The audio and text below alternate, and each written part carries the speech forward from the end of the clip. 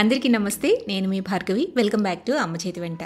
ఈరోజు వీడియోలో తమిళనాడు ఇంకా కర్ణాటక ప్రాంతాల్లో టెంపుల్స్లో మనం తినే ప్రసాదం పులిహోర రెసిపీని మీతో షేర్ చేయాలనుకుంటున్నాను. అయ్యంగార్ స్టైల్ ప్రసాదం పులిహోర. ఈ ప్రసాదం పులిహోరని తినడానికి మనం తమిళనాడు కర్ణాటక వెళ్ళాల్సిన పని లేదండి. ఎప్పుడు తినాలనిపిస్తే అప్పుడు ఇంట్లోనే చేసుకోవచ్చు.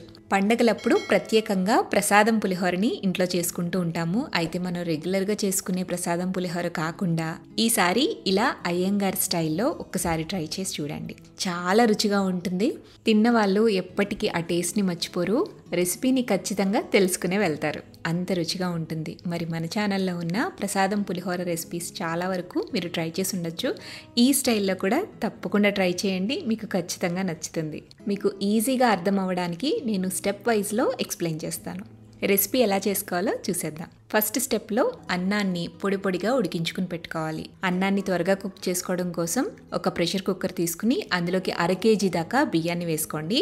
నేను ఇక్కడ 2 గ్లాసుల దాకా కొలిచి వేస్తున్నాను. ఇది సోనా మసూరి రైస్ అండి. రైస్ని కుక్కర్లోకి వేసుకున్న తర్వాత 2 సార్లు నీళ్లు వేసి బాగా కడిగేసేయండి. ఆ తర్వాత ఎసరుగా మనం ఏ గ్లాస్తో రైస్ తీసుకున్నామో అదే గ్లాస్తో 3 గ్లాసుల దాకా నీళ్లు పోసుకోండి. అంటే 1 గ్లాస్ రైస్కి 1.5 గ్లాస్ దాకా నీళ్ళు అనమాట. ఈ పులిహోరకి అన్నాన్ని కాస్త పలుకుగానే ఉడికించుకోవాలి. సో మనం రెగ్యులర్గా వేసుకునే ఎసరు కంటే కూడా కాస్త తగ్గించి వేయాలి. ఇప్పుడు ఇందులోకి 1 టేబుల్ స్పూన్ దాకా ఉప్పు, 1 టీ స్పూన్ దాకా ఆయిల్ కూడా వేసుకుని ప్రెషర్ కుక్కర్ మూత పెట్టేసి 2 విజిల్స్ మీడియం ఫ్లేమ్లో రానివ్వండి. స్టెప్ 2లో చింతపండుని నానబెట్టుకోవాలి. ఇక్కడ నేను 2 గ్లాసుల బియ్యానికి అంటే 1/2 kg బియ్యానికి 85 గ్రాముల దాకా చింతపండు తీసుకున్నానండి. పాత చింతపండు కాస్త ఎక్కువ తీసుకుని కొత్త చింతపండు కొద్దిగా కలిపానమాట. మీరు మొత్తం కూడా కొత్త చింతపండే తీసుకున్నట్లయితే 100 గ్రాముల దాకా చింతపండు సరిపోతుంది. అంటే చింతపండు పులుపుని బట్టి 80 నుంచి 100 గ్రాముల దాకా చింతపండు ఈ క్వాంటిటీకి కరెక్ట్గా సరిపోతుంది. చింతపండుని గిన్నెలోకి తీసుకున్న తర్వాత 1 కప్పు దాకా బాగా మరుగుతున్న నీళ్ళని చింతపండులో వేసి నానబెట్టండి. మీరు కావాలి అంటే ఫస్ట్ చింతపండుని నీళ్లతో కడిగి ఆ తర్వాత నీళ్లు పోసి నానబెట్టుకోవచ్చు. మనం తీసుకునే చింతపండు క్వాలిటీని బట్టి ఇది ఆధారపడి ఉంటుంది. స్టెప్ 3లో ఈ పులిహోరకి మరింత రుచిని పెంచే టెంపుల్ స్టైల్ ప్రసాదం పులిహోర పొడిని తయారు చేసుకుందాం. స్టవ్ మీద ప్యాన్ పెట్టుకుని ప్యాన్లోకి 2 టీ స్పూన్ల దాకా మిరియాలు వేసుకోండి. 2 టీ స్పూన్ల దాకా మెంతులు కూడా వేయండి. అలాగే 2 టీ స్పూన్ల దాకా జీలకర్ర కూడా వేసుకోవాలి. ఈ 3 కూడా ఈక్వల్గా తీసుకోండి. తర్వాత ఇందులోనే 1 టీ స్పూన్ దాకా ఆవాలు, 4 టీ స్పూన్ల దాకా ధనియాలు వేయండి. అంటే 1 టేబుల్ స్పూన్ అనమాట. ఇందులోకి కొద్దిగా ఒక 1/2 టీ స్పూన్ దాకా ఆయిల్ వేసుకుని ఈ దినుసులన్నిటినీ కూడా ఆయిల్తో పాటుగా కొద్దిగా వేయించండి. లైట్గా దోరగా లో ఫ్లేమ్లో పెట్టి వేయించండి. దినుసులు కాస్త వేగిన తర్వాత ఇందులోకి 2 రెమ్మల కరివేపాకు, 3 నుంచి 4 దాకా ఎండుమిర్చిని కూడా వేసి వేయించండి. కమ్మటి వాసన వచ్చేంత వరకు సన్నటి సెగ మీద వేయించుకున్న తర్వాత స్టవ్ ఆపి వీటన్నిటిని పూర్తిగా చల్లారనివ్వండి. చల్లారిన తర్వాత మిక్సీ జార్లోకి వేసుకుని ఇందులోకి 1/2 టీ స్పూన్ దాకా పసుపు, చిటికెడంతా ఇంగువ కూడా వేసేసి వీటన్నిటిని మెత్తటి పొడిలాగా గ్రైండ్ చేసుకోండి. చూడండి, ఇలా మెత్తగా గ్రైండ్ చేసుకోవాలన్నమాట. సో మన టెంపుల్ స్టైల్ ప్రసాదం పులిహోర పొడి రెడీ అయిపోయింది. దీన్ని పక్కన పెట్టేసుకుందాం. స్టెప్ 4లో పులిహోరకి తాలింపు పెట్టుకోవాలి. తాలింపు పెట్టుకోవడం కోసం స్టవ్ మీద ప్యాన్ పెట్టుకుని ప్యాన్లోకి 3 నుంచి 4 టేబుల్ స్పూన్ల దాకా ఆయిల్ వేసుకోండి. నేను ఇక్కడ పల్లి నూనె వాడుతున్నాను.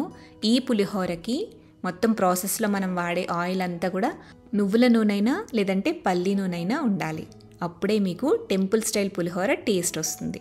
ఆయిల్ వేసుకున్న తర్వాత కాస్త హీట్ అవ్వనివ్వండి. ఆయిల్ హీట్ అయిన తర్వాత ఇందులోకి 1/2 కప్పు దాకా పల్లీలను వేసుకుని దోరగా వేయించాలి. మంచి బంగారు రంగు వచ్చేంత వరకు వేయించుకున్న తర్వాత వీటిని పక్కకు తీసేసేయండి.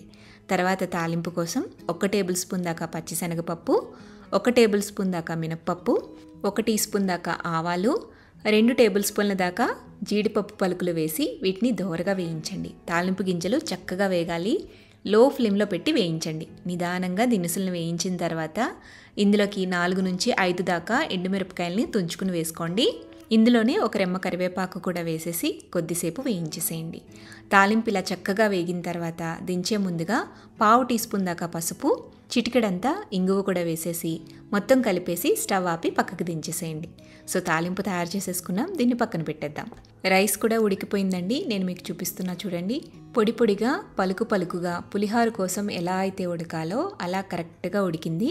సో ఇలా ఉడికిన రైస్ని ఒకసారి గరిటెతో బాగా కలిపేసేసి రైస్ డ్రైగా అయిపోకుండా పైన మూత పెట్టేసి పక్కన వదిలేసేయండి. ఇప్పుడు స్టెప్ 5. ఈ స్టెప్లో మనం చింతపండు గుజ్జుని ఉడికించుకోవాలి. ఫస్ట్ నానబెట్టుకున్న చింతపండులోంచి చిక్కటి చింతపండు గుజ్జు తీసుకోవాలండి. ఇలా స్ట్రైనర్ యూస్ చేస్తే కనుక పీచు పిక్కల్ లాంటివి ఏమీ లేకుండా నీట్గా చిక్కటి గుజ్జు కిందకి దిగిపోతుంది. చింతగుజ్జుని తీసేటప్పుడు అవసరమైతే ఒక పావు కప్పు లేదా 1/3 కప్ దాకా నీళ్ళని వాడుకుంటూ చింతగుజ్జు తీయండి. చూడండి, ఇలా చిక్కగా తీయాలి. మరీ నీళ్లు ఎక్కువ వేసేసి పలచగా చేయొద్దు, ఉడికించడానికి టైం ఎక్కువ తీసుకుంటుందన్నమాట.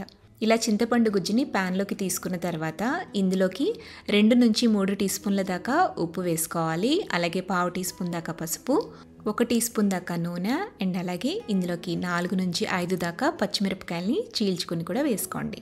ఈ చింతపండు గుజ్జులోనే చిన్న బెల్లం ముక్క కూడా వేసుకోవచ్చు, నేనైతే వేయట్లేదు. ఇప్పుడు ఈ చింతపండు గుజ్జు వేసుకున్న ప్యాన్ని స్టవ్ మీద పెట్టి చిక్కగా ఉడికించాలి.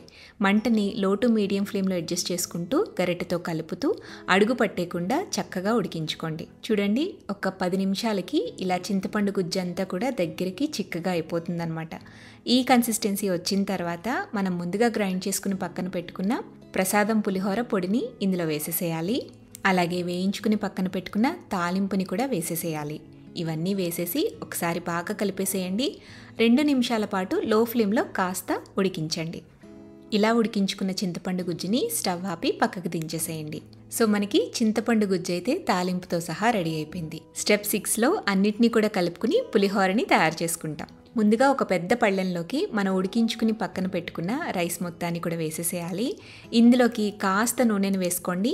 అలాగే ఒక రెమ్మ పచ్చి కరివేపాకుని, శుభ్రం చేసుకున్న పచ్చి కరివేపాకుని ఇందులో వేసేసి చేత్తో బాగా మిక్స్ చేయండి. ఇక్కడ రైస్ అనేది కాస్త గోరువెచ్చగానే ఉండాలి, మరీ పూర్తిగా చల్లారిపోకూడదు. కాస్త గోరువెచ్చగా ఉన్నప్పుడే పులిహోరని కలిపేసుకోవాలన్నమాట.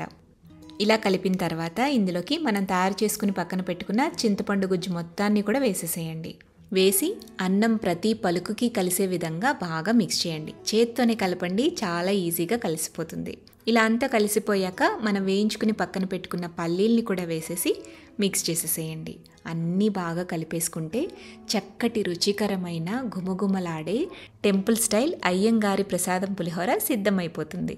ఇలా కలుపుకున్న ప్రసాదం పులిహోరని ఒక అరగంట లేదా గంట పాటు అలా వదిలేసి ఆ తర్వాత సర్వ్ చేసుకుంటే టేస్ట్ చాలా బాగుంటుంది. అన్ని ఫ్లేవర్స్ కూడా రైస్కి చక్కగా పడతాయి. నేను చెప్పిన ఇంగ్రీడియంట్స్ అన్నీ కూడా ఇక్కడ చూపించిన కొలతల్లో గనక యూస్ చేసినట్లయితే ఫ్లేవర్స్ అన్నీ కూడా పర్ఫెక్ట్గా బ్యాలెన్స్ అవుతాయి. అమ్మవారికి నైవేద్యంగా పెట్టిన తర్వాత టేస్ట్ చూసుకుని సాల్ట్ని అడ్జస్ట్ చేసుకోవచ్చు. కళ్ళు మూసుకుని ఈ ప్రసాదం పులిహోరని రుచి చూస్తే అచ్చం ఆలయ ప్రాంగణంలో ఉన్నట్టే ఉంటుంది. మరి ఎంతో రుచికరమైన ఈ ప్రసాదం పులిహోరని మీరు కూడా పండగ రోజు తప్పకుండా ట్రై చేయండి. ట్రై చేసి టేస్ట్ చేసిన తర్వాత మీ ఫీడ్బ్యాక్ని నాతో షేర్ చేయడం మర్చిపోవద్దు. వీడియో నచ్చితే లైక్ చేయండి, మీ ఫ్రెండ్స్కి రిలేటివ్స్కి షేర్ చేయండి. మరిన్ని టేస్టీ సింపుల్ క్విక్ రెసిపీస్ కోసం అమ్మ చేతి వంట ఛానల్ని సబ్స్క్రైబ్ చేయండి.